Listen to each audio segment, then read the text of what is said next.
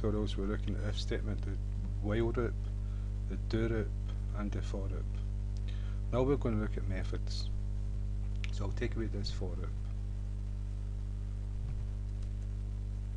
Right, so what we're going to look at is how to make a method and how to call a method and where the code goes in a method, and we'll be looking at returning something from a method, and we'll be looking at passing arguments to a method.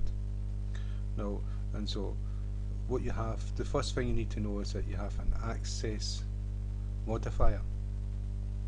Now, in object-oriented program, you want your code to be secure. So if you've got a class and using your program, you don't want another program running on a computer to access your files and your code and different things like that and change things. So what you have is a private, and what private means is that inside a class, if you declare something private, it cannot be accessed outside of the class. So that gives you security, but you may need to access it outside of the class. So you've got like public, which means it's open to everyone. It may be that you've got inheritance and you want to be able to, the inherited class, the child class of the parent class, wants to access the methods or the variables in the parent class, and if they're private, won't be able to do it. So there's a protected method access modifier, and that's for hierarchy, inheritance. And so the first thing, I've declared a method here and I've not put an access modifier in it, and so what we've got is private,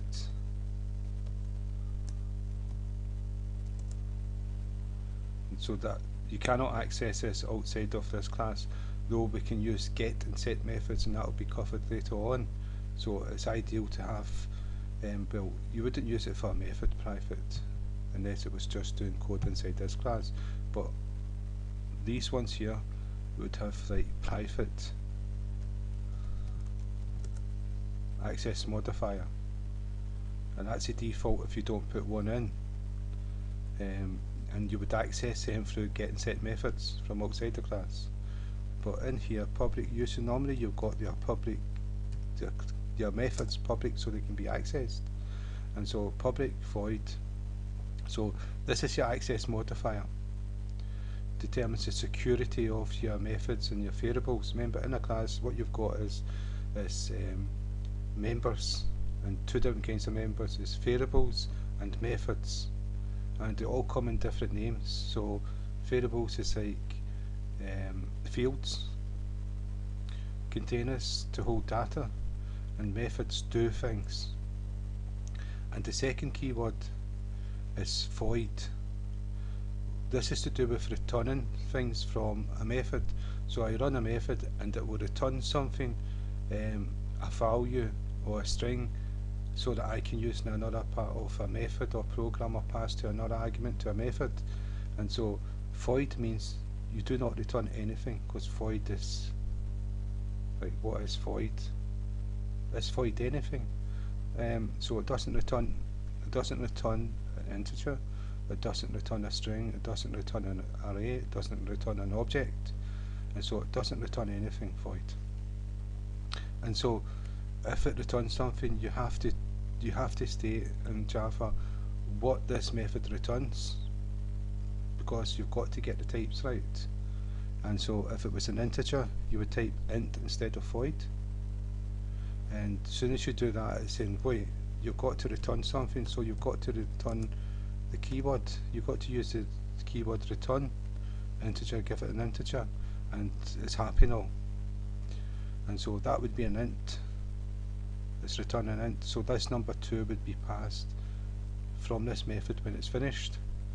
But it wouldn't. I've just put a number 2. The code would process something and return what was processed. And so it could be a string.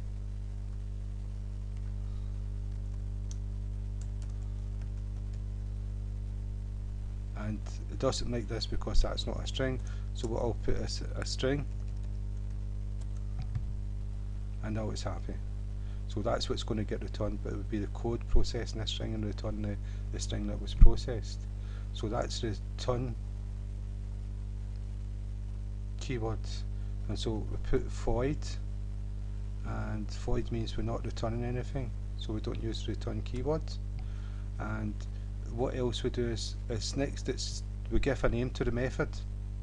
We just said method show because we're showing a method, and we could call it whatever we wanted. And then we've got the brackets, and these have got to go into the method to show that it's a method, but they've got a purpose. If you look at the main, inside here we've got arguments. This is for passing an argument. So if this method takes an integer from another class, or takes another method from another class which returns something, or takes an object from like main or another class and passes the whole object into this method, this is how you would do it. And first you have to declare what type goes into here. So we'll say a num, and then say number. So what we're doing here is we're passing a value into this method, and we'll have code to process this number. But it's not. You can have pass more than one number into a method, and you can have a combination of integers, strings, floats, arrays, etc. And so we'll do another integer, and number 2, and you'll see that it's happy now. And so, and we can also put another one in. We can put pass as many arguments as we want. These two integers, we could be doing mathematical equations with the two numbers we pass into it. It could be the XY axis of the screen we're passing in, and we can also pass in a string and give it any name we want. And so what we're doing here is we're passing 3 arguments into this method, and we can write the code to process these, and we'll do that later on. And so process these numbers and strings, and then we could have a return. We could say a string int, and we could return the answer of that method to another method. And so, but if you don't have anything in the brackets, then you don't pass any arguments to it. So, and that's okay, because you can just process. You can process these numbers. You can go like num1 equals 55, and num1 num started at 4, but now we've changed it to 55, so that becomes the value of num, and that's what that method does. Or we could multiply. We could say this is a multiplication sign by 3, so 3 55s. That's 165, I think. Yeah, I think so.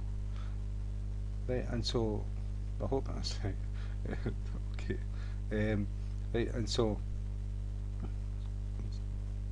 right, it's put me off. Right, so we can do that. We're not passing anything. We're not returning anything. So that is how you declare a method with the code inside it. You'd write all different kinds of code to process something. A method does something. So whatever it does would be the code to do that job. And in methods, same thing. Now you've declared a method, right? And so I'm going to do something simple with it. I'm going to say, right, okay, I'm going to go system dot out dot print ln, and I'm going to go num semicolon at the end, and before we do the multiplication on it and adding 50, well, multiplying 55 equals num, we're going to just cut and paste it instead of typing it. And so I didn't do the, yeah, right, And so we're going to print out 4, the original value. In this method we're going to change it to 165, and then we're going to print it out so we can see the start number and the number after it's been processed. And so that's in this method, but we've got to call this method, and how you call a method is just by using its name. So it's method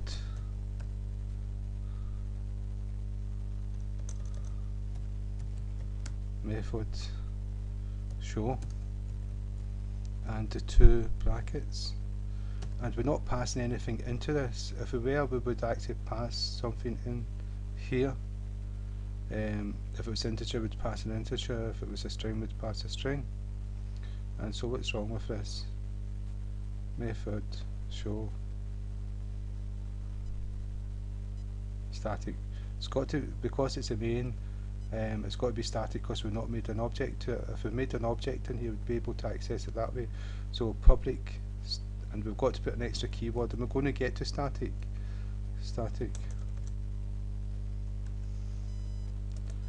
And now that should be good. Just a wee while just to. And so now we've called this method. This method's going to do its job, and its job is going to be print out this value, change the value, do this multiplication and change the value of num to that answer, and then print out the new value of num. And you can see 4 was the original value, printed it out, done the sum and equaled it to num, and printed out the new value of num is 65. So that's methods. And so the next one we'll be doing is we'll be passing an argument to a method. So again, I'm going to thank you for your time.